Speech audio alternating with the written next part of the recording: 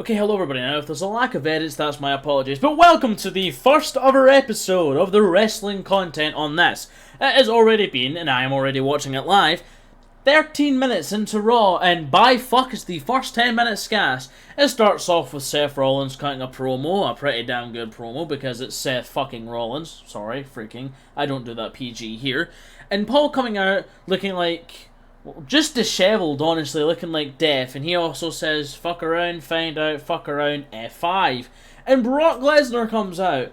And Brock then proceeds to take his mask of individuals and fucking throw them to the wall and tells them to go fuck themselves. To them, the one person who could stop Brock Lesnar, Oba motherfucking Femi, just proceeds to come out. And you can even see for a good couple of minutes, even Brock shitting himself. Seth sitting there just realising that this is going to be the most entertaining beginning to Raw that I've ever seen in my life. He just proceeds to sit back and goes, well, this is going to be fun. And Oba picks Brock up and slams him through the mat. So it's official. WrestleMania, Oba Femi versus Brock Lesnar. Holy shit, what a first segment. The next segment is El Grande Americano versus El Grande Americano. Now, to the blind wrestling fan or to the brand new one, what the fuck? Triple A. Basically, it was talking about like Triple A and how it was like some sort of tournament. The newer Grande Americano won it, and the original lost it because he was handcuffed to a railing. So, let's see if the match was good. Also, just a real quick detail I realised, and I only realised this because they told me on Raw, the rating for El Grande Americano and the original one is the exact same. They're both 85. I just wanted to bring up that reference. It made me laugh. Anyway, the match was okay, to be honest. I was too busy editing the rest of the footage, but I did see the match. Basically, one of the El Grande Americano's lackeys put the metal plate in his head, and then the original jumped off and gave him a diving headbutt, and basically knocked himself out. Winner, El Grande Americano of the first match. Not a bad opener, but I don't think you can beat Brock, Oba, and Seth. The next little segment was Mr. Roman Reigns himself coming out of a car to the Usos. The Usos basically say, yeah, he deserved it. They all agree they deserved it. And then Roman grabs the camera. No one does that in a promo. He literally turned around, grabbed the camera, and says, and if anyone else disagrees, and I'm like, hey, wait a minute, I ain't a part of this segment. Give me a damn second. Jokes aside, that was rather sick. It made me shit myself, because I was like watching, I was like, oh cool, Roman Reigns, that's all nice, and why the fuck's he grabbing the camera? Hey, why are you talking to me? What did I do? I'm watching! What the fuck? Next little segment is Liv basically just dumping on fucking Finn Balor's head, which also, obviously since I only started this series, I get to comment on last Raw I watched, which I'm pretty sure it was last week. That was sick. Can't wait to see what Finn does. However, ouch to Finn. I'm literally hoping and praying that he comes back at Mania and just starts. He comes back as the Demon. The Demon Balor is the best Balor. Maybe New Japan was better, but like Demon's always been my boy. Anyway, back to the point.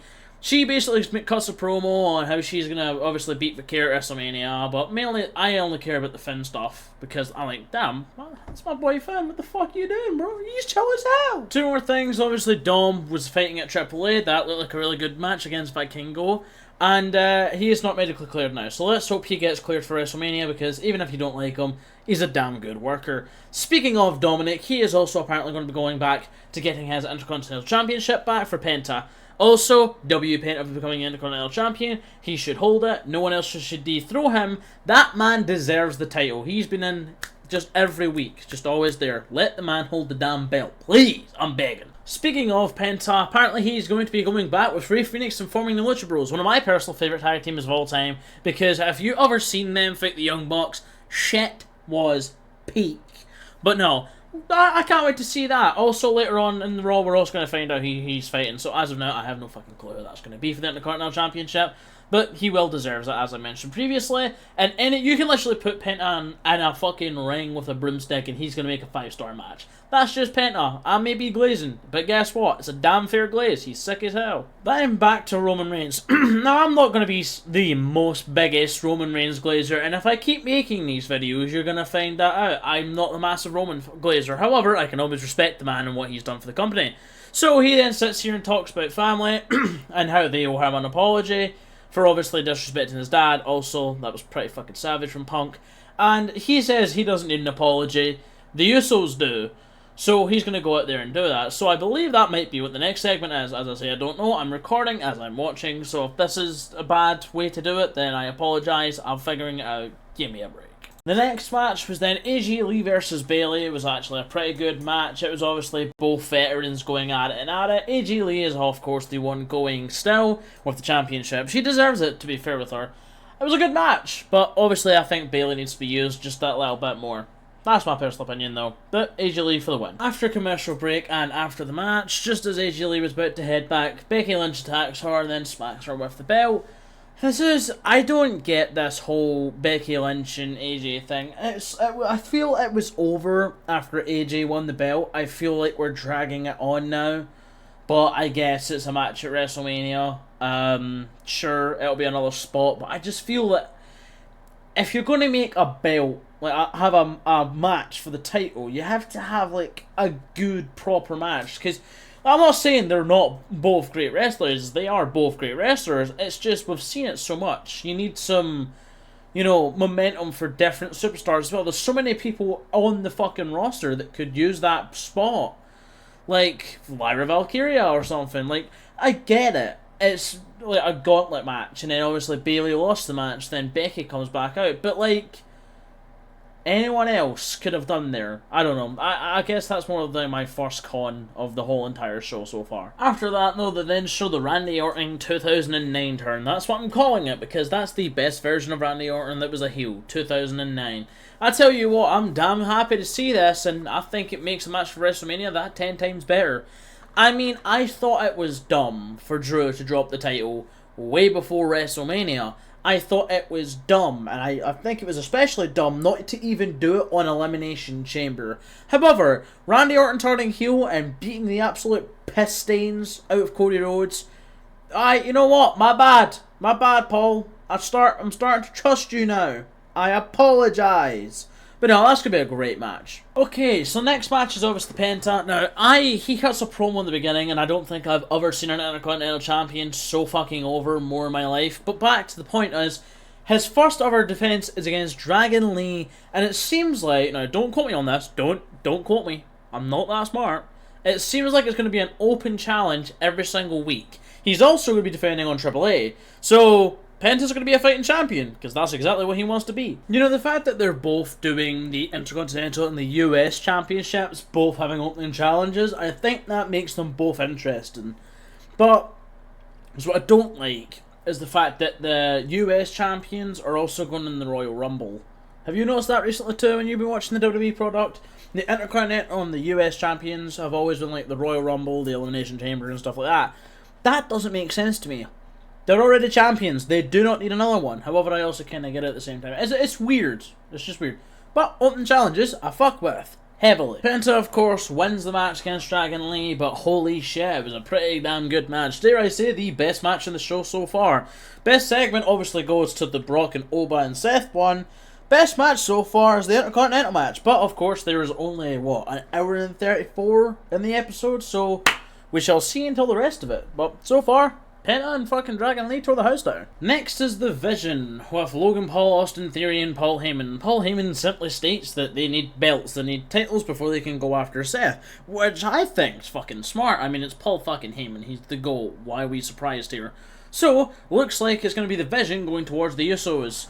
And then even he says we'll go after singles titles after that.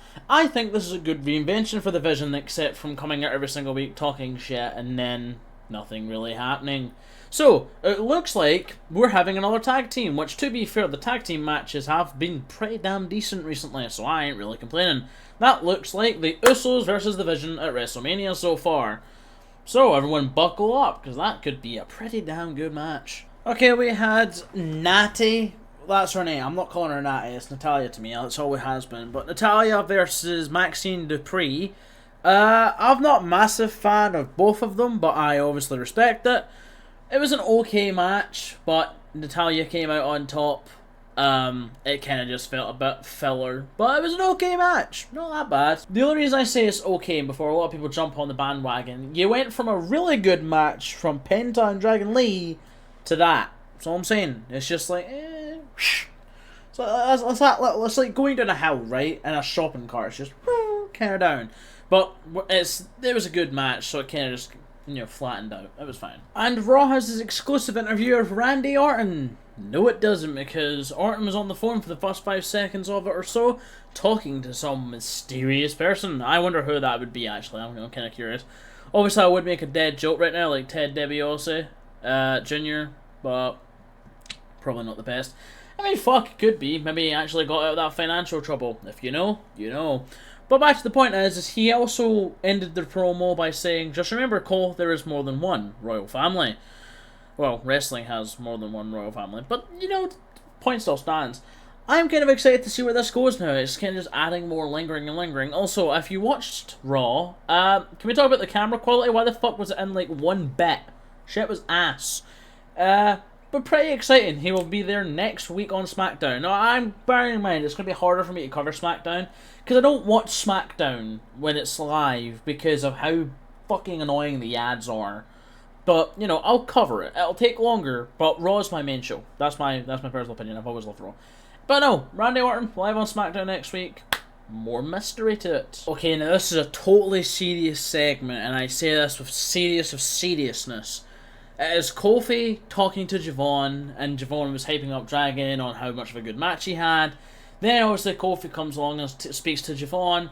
Javon finally gives the answer to the New Day, which is no, I don't want to join the New Day. So, okay, you're probably sitting here wondering, okay, that was the end of it. Grayson Waller then turns around and says, I don't know what you've seen in him, and then Danhausen appears and says, well, I could be a part of the New Day, right? And then they obviously say no. So, he turns around. Also, I'd better say watch this segment yourself, because Danhausen makes this shit 10 times better than it already is. But Kofi and both of them say, no, we don't want you to join the New Day. We don't look for a New Day. And he says, oh, you're not looking for a New Day member? Well, I got 3 words before I go. You are cursed. And then he proceeds to chant, you are cursed in the New Day rhyme, which always makes me laugh. Danhausen's the best comedic wrestler in all of WWE right now. And I dare I say it's hard, because R-Truth's not been on as much. But R-Truth is good. R-Truth is good. But before the curse happens, Kofi pulls Grayson in front of the curse. So is it Grayson or Kofi that's cursed? You let me know in the comments. I think it's both of them. I think it like passes through them or some shit.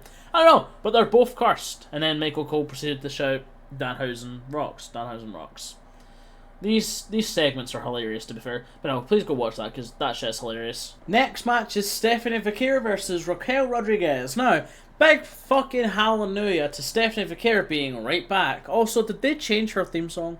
I don't know. I don't watch Raw live enough, so I usually end up catching the highlights. But since I'm doing this content, I stayed up just to watch it for you guys. My sleep schedule's fucked, I lied. But no, jokes aside, I'm very, very glad to see Stephanie Vaquer back. She is definitely an underrated champion. Vaquer retains the title, of course, because I don't really think anyone's going to lose at a normal episode of Raw or SmackDown, unless your name's Drew McIntyre. Have not forgiven you, Paul. Not at all. Anyway, back to the point. Vaquer retains, of course, but she did it quite slyly with a roll-up after she was going to get power-bombed, or Fatina-bombed, whatever it's called, by Raquel, and Io Sky even came out to defend Stephanie from Liv Morgan being an arse. But, you know, each is their own. Pretty damn good match. Next pro after Vaquer is Bayley and Lyra's basically just comforting Bayley and obviously saying that she's going to get to WrestleMania and they're going to do it together. However, I noticed something on the back. What in the heck is going on here? It seems like Austin Theory is talking to someone and Logan Paul brings it over. I think that may be Jordan Grace. I don't really know, but at the same time, I think... Is it Maxine Dupree? I don't know. But either way, it could be another superstar going towards the Vision. And then after that, LA Knight comes over to the Usos and basically says, no bad bloodline. No. Bad Usos. Speaking of his fellow Samoan, we shall go ahead to Roman Reigns, who then proceeds to come out and say he wants to main event the main event, and he now claims the ring is his and does his usual OTC spiel. Now, again, not my personal opinion, but I will admit he is great on the mic, which is clearly demonstrated in this promo between him and CM Punk, which he proceedingly calls out. He calls him out and all that, and doesn't even call him CM Punk, he calls him by his legal name Phil, and that seems to get under his skin too. Then CM Punk proceeds to say that you're not even the most best, like, famous Joe I know, and you're not even the best Samoan Joe either. And I'm just like, was that a reference to Samoa Joe, or I don't think that makes sense though. But jokes aside, though, I think that it was a really good promo. I think it was an evenly matched. I think obviously, I like the fact that these promos happen. Do I feel that they should end the show though?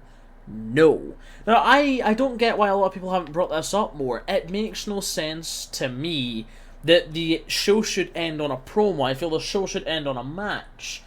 That's just me personally. However, I will give this Raw a solid 8 out of 10. The beginning was fire, the mid was pretty good, the end was a tad bit rocky, but, you know, I heavily enjoyed this episode of Raw.